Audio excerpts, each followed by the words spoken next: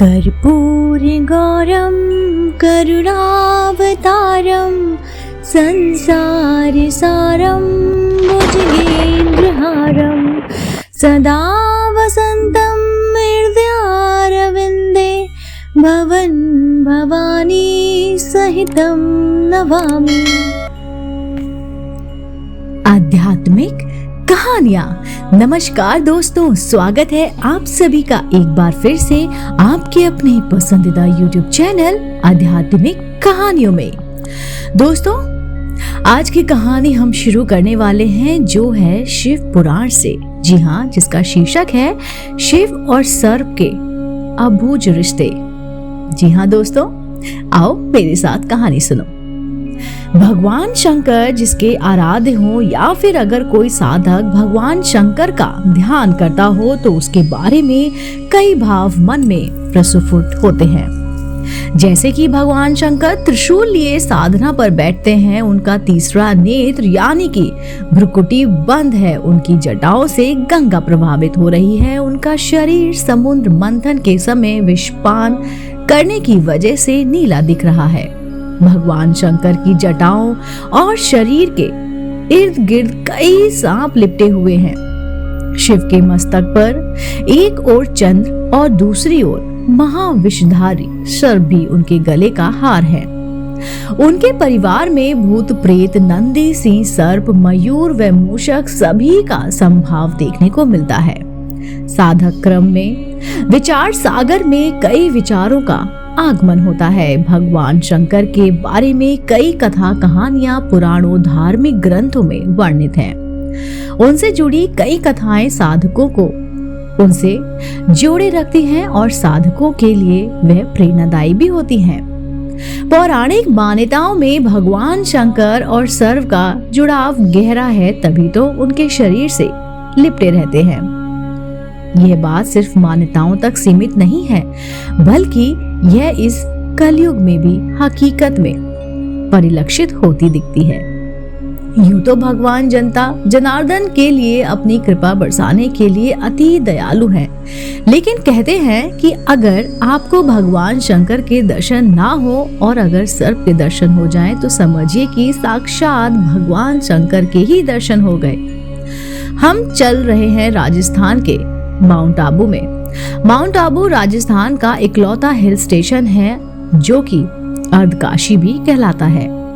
पौराणिक मान्यताओं और पुराणों के मुताबिक माउंट आबू अर्धकाशी इसलिए कहलाया जाता है क्योंकि यहाँ पर भगवान शंकर के 108 छोटे बड़े मंदिर हैं। दूसरी दुनिया की इकलौती जहाँ भगवान शंकर नहीं, उनकी शिवलिंग भी नहीं, बल्कि उनके अंगूठे की पूजा होती है। माउंट आबू में ही अचलगढ़ दुनिया की इकलौती ऐसी जगह है जहां पर भगवान शिव के अंगूठे की पूजा होती है।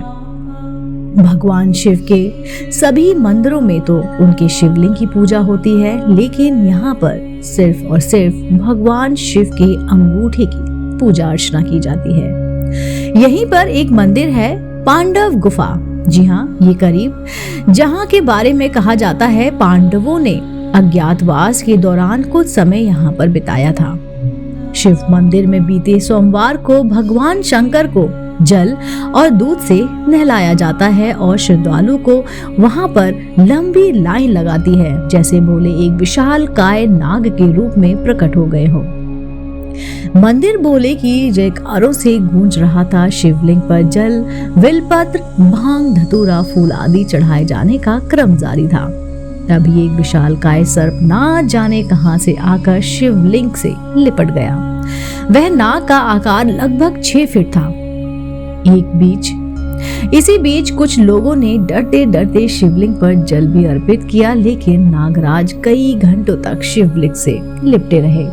सावन का दूसरा सोमवार और शिवलिंग पर जल चढ़ाने का सिलसिला चलता रहा।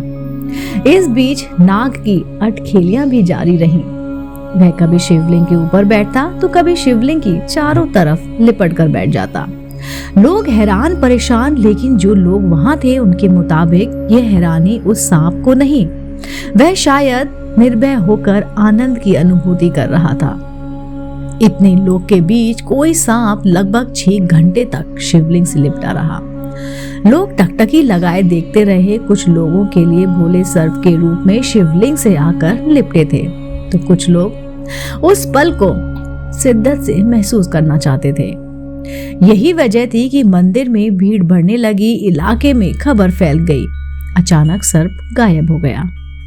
वहां श्रद्धालुओं के चढ़ाए पुष्प और फल को दिख रहे थे, लेकिन सर्प नहीं दिख रहा था। सांप इंसानों के लिए खतरनाक होता है, लेकिन ये बात भी सच है कि हम इंसानों से ज्यादा उसको डर लगता है। आस्था विश्वास की परिभाषा अध्यात्म की सीमा रेखा में सब कुछ मायने पर ही निर्भर होता है। स्थानीय लोगों के मुताबिक माउंट आबू के उस मंदिर में जो जंगल के बीचों बीच है, वहां इस प्रकार की घटनाएं सावन के महीने में सोमवार को यहाँ फिर शिवरात्रि के मौके पर जरूर होती है। पिछले वर्ष इन्हीं जंगलों के एक शिव मंदिर में पंचमुखी यानी कि 5 मुख वाला सांप दिखा था। ये घटनाएं ये सिद्ध करती हैं कि शिव और सर्प का गहरा नाता है। यह रिश्ता इंसानियत समझ से परे है। क्या माने क्या ना माने, ये हमारे विवेक पर निर्भर करता है। कुछ लोगों के लिए ये भोले का रूप हो सकता है, तो कुछ के लिए कोरा अंधविश्वास। लेकिन ये बात सोचने पर जरूर विवश करती है कि हजारों भीड़ में एक सांप 6 घंटे तक शिवलिंग से कैसे लिपट रहा, वह भी भोले के जयकारों और मंदिर में बजती घंटियों के बीच। दोस्तों, उम्मीद करती हूँ आपको मेरे द्वारा सुनाई गई कहानी शिव और सर्प का अटूट रिश्ता जरूर पसंद आई होगी। दोस्तों, अगर आप ऐसे ही धार्मिक पौराणिक कहानी कथाएं सुनना पसंद करते हैं, तो आप मेरे चैनल आध्यात्मिक कहानियों को तुरंत से सब्सक्राइब कर लीजिए, क्योंकि ऐसी ही धार्मिक पौराणिक कहानी कथाएं हम अपने चैनल द्वारा आप तक साझा करते हैं। आप देख रहे थे आपका अपना पसंदीदा YouTube चैनल आध्यात्मिक कहानियां।